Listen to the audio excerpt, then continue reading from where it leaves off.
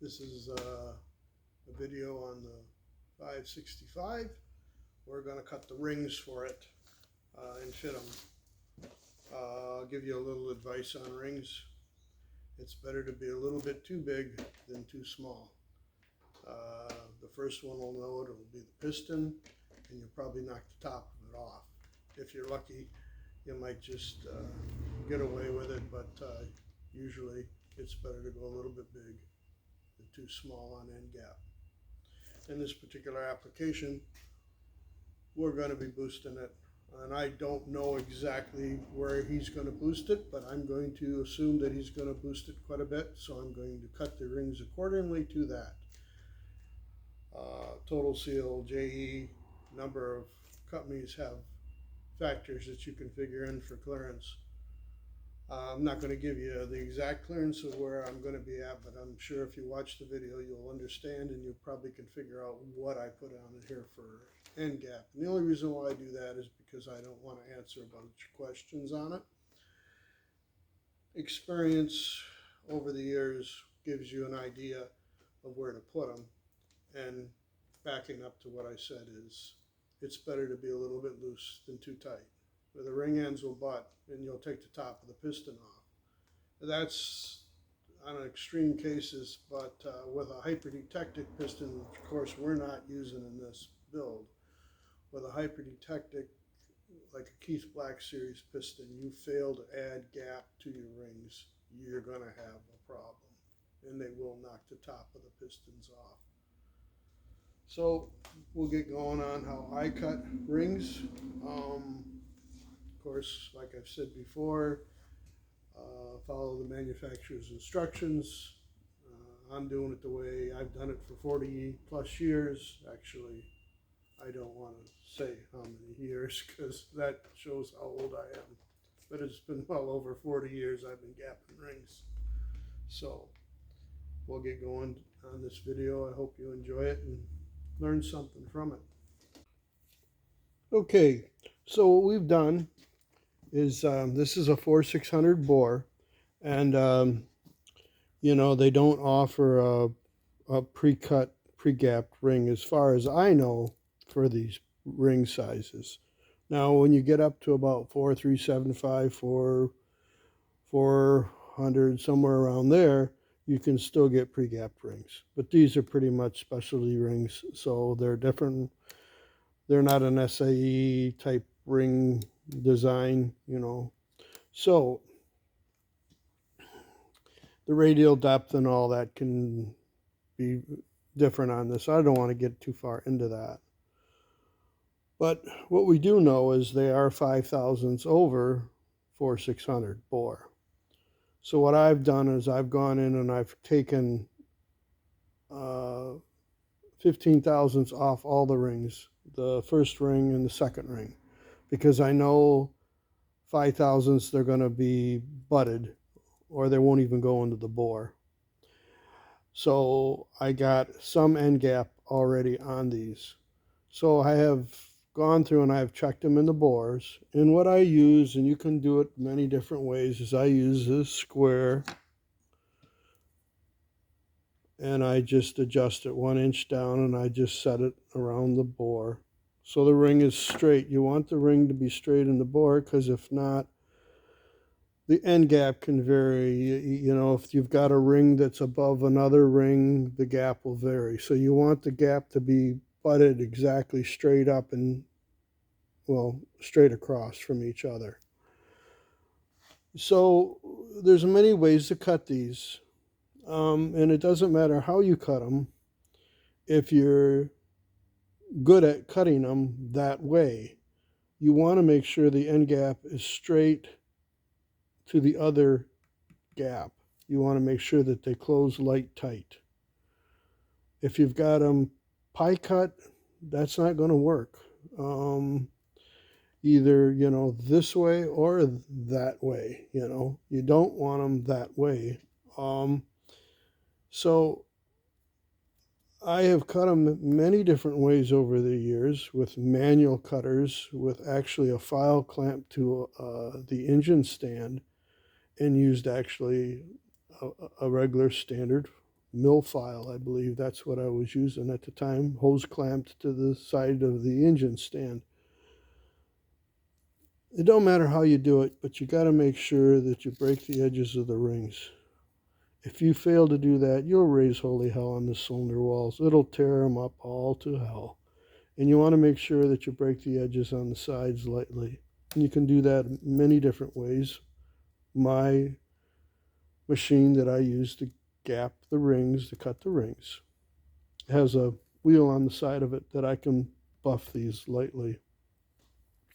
If you don't have that, you can use a fine stone.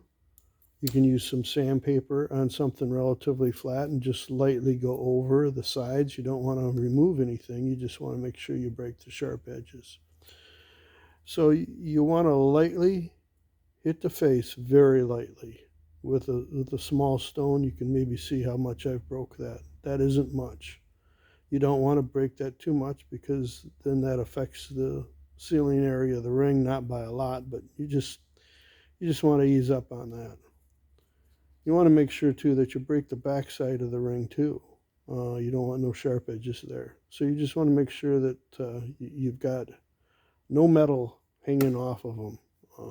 That's probably the most advice I can give you on these, that, however you do it, you just don't want no metal hanging off these, and you don't want a burr either, which would be metal hanging off of them. So you can see that this one, we got to move 25, this one 22, 24. Of course, 25 and 24, that's kind of slicing hairs, if we get that close. And like I said, I'd rather be a couple thousandths on the bigger side of where I want to be at. I'm not going to lose no sleep over that. This is not a car that's going to, or an engine that's ever going to see 100,000 miles. This is going to be fired up, point it, shoot it down the track, and do it again and again and again. So we don't really care about if the gap is a little bit too loose, because if the rings do get hot and they start to move and they butt, then bad things happen. It can be down on power for one thing. You can tear up the walls on another thing, and of course you could, with these it's kind of hard to lift the top of the piston off, but with a piston that isn't made of a good resilient material, you will knock the top of the piston off. I've seen it happen many times. So we'll get going on cutting them. There's not a lot to be seen on that. I have a total seal ring cutter, and that's what we're going to use on these, and we'll get these rings over there and start cutting on them.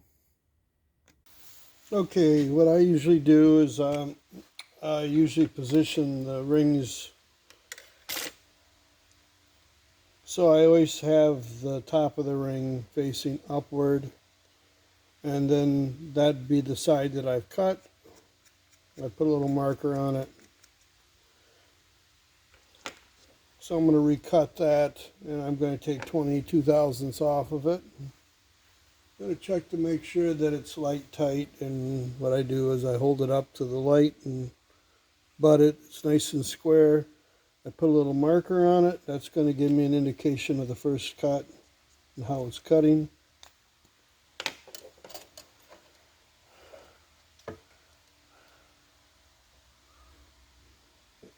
I do not use this guard.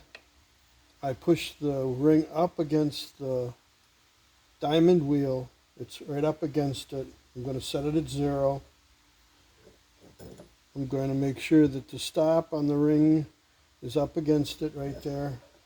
I'm going to back off just a little bit. I'm going to look at it and see where the cut is.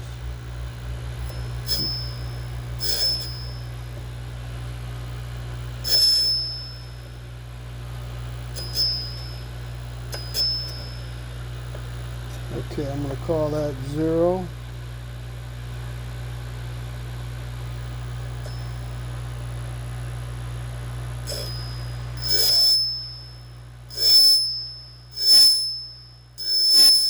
You don't want to take too much off too quickly.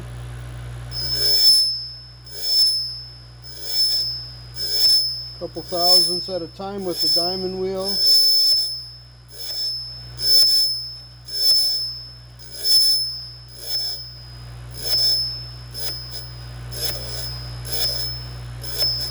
I'm going to stop a couple thousandths below my 22. Okay, I'm going to start with the next ring that I got to cut 22 off of. I'm going to back the table off a little bit so I'll have enough advancement. You always want to zero the table where you had it before. I got a little marker on it. We're going to set it up against the wheel, push it up against the wheel so it's holding flat. Make sure this didn't change, which it shouldn't. Okay, I'm going to back the wheel off just a little bit. I'm going to call that 0. And it's cutting flat. Took the marker off, so we're going to call that 0.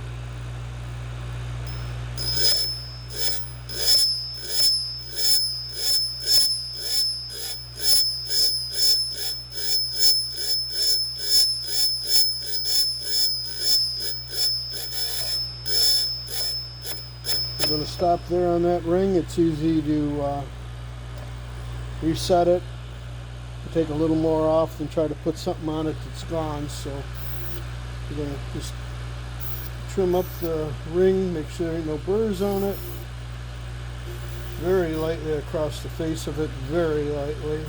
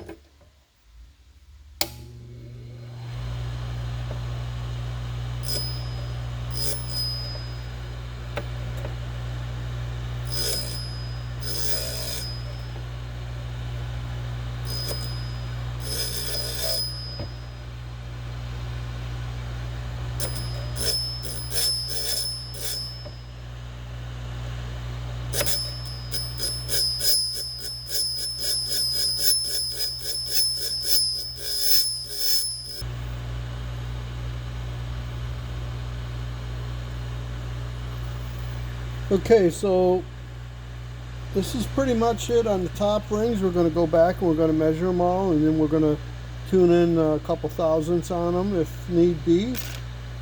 So we'll get to the second rings here shortly.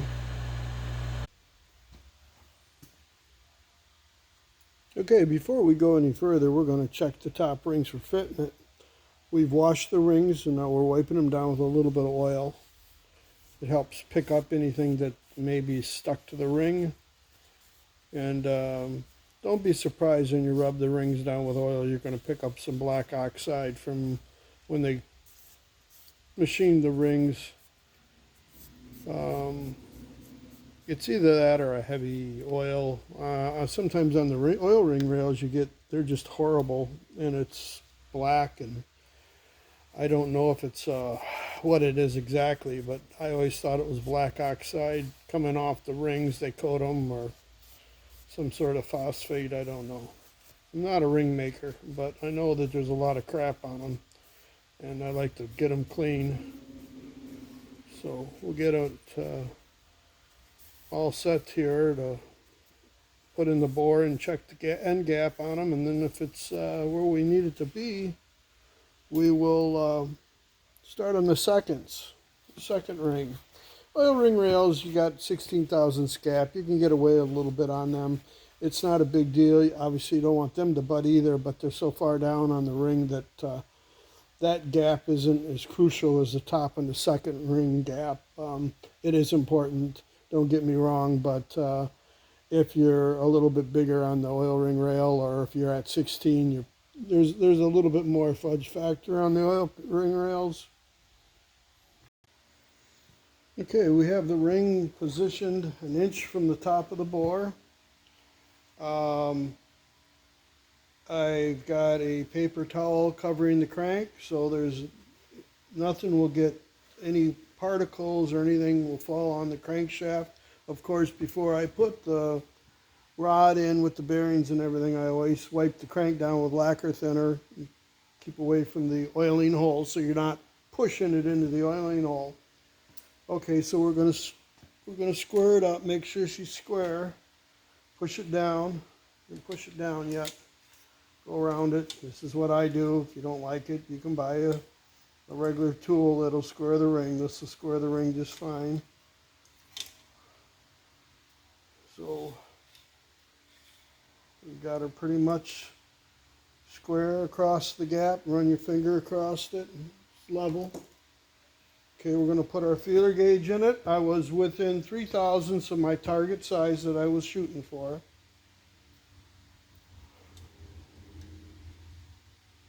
And that's what I want. And it fits right in there.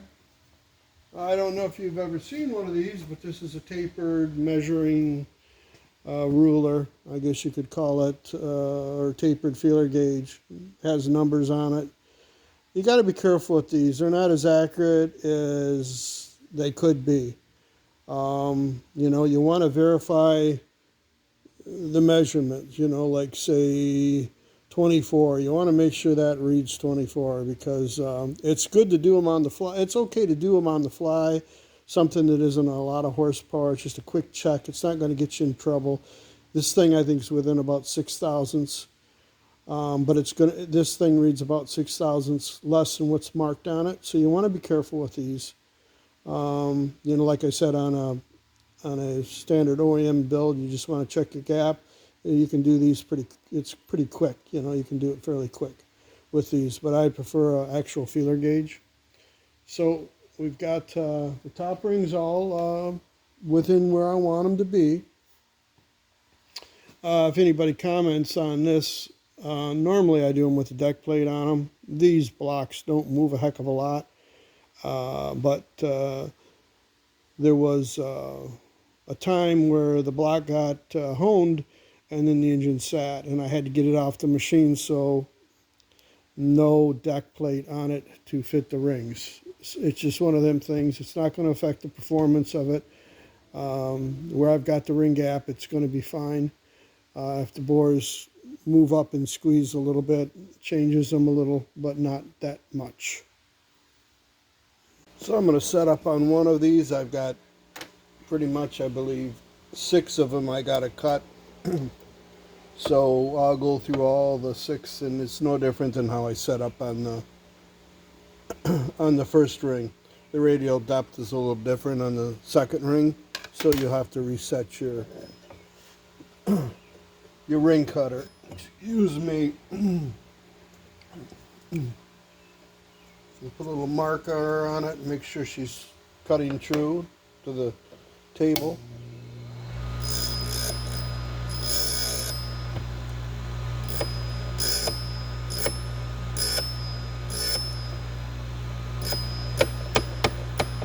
That looks pretty good.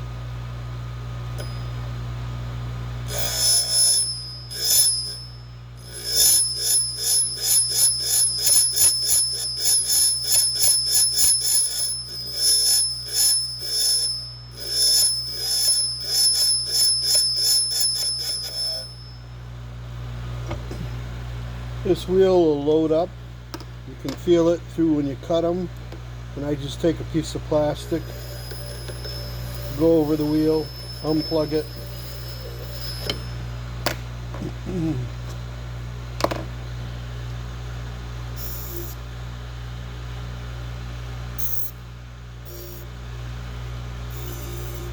So I'll cut these and I'll get back with you. There's a little bit of extra work you got to do on these for that spacer ring that sets in there, that recesses in there. Okay, we're going to do a little bit of detail work on this ring here. Because it's cut for that spacer ring, that's what I'm going to call it. You want to make sure that there's no high spots on this part of the ring, the step down in there. So you can go over it with a little stone, just an old wore out stone I've got.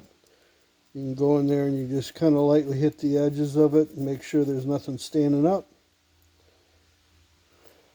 Just like that. Or you can use a file that works pretty good too. You just go in there and give her a light touch up. Nothing major. You don't want to remove any material. Just want to make sure there ain't no burrs on it. When you're all said and done, this piece of 1200, I believe. Yeah, 1200. We'll just go over it lightly like this. That's good. Hit the other side. That's good. So that ring's done. When I talked about these rings being dirty, I'll show you what the rag looked like. I always wipe them down before I start. And this isn't something that I mop the floor with. This is what actually come off the second ring. So, you know, this stuff is not clean when it's new. And them rings have got to be washed again. I mean, they're clean enough to measure them and everything, but they're not definitely not clean enough to put in an engine yet. So this applies to pretty much any engine that you're going to build with rings that need to be gapped. You're going to gap your rings. So I mean, it's not just because it's a 565 that you know the knowledge or the information is no good for anything else. It applies to any engine you're going to cut the rings on. So hope you enjoyed the video. Please subscribe to the channel. Hit the like button if you like. If you don't like, don't hit the button. And if you've seen this and you're wondering what this is, I think I'm going to make a video on this. And anybody that's been in the business for a while probably knows exactly what this is. Anybody that's new probably won't know.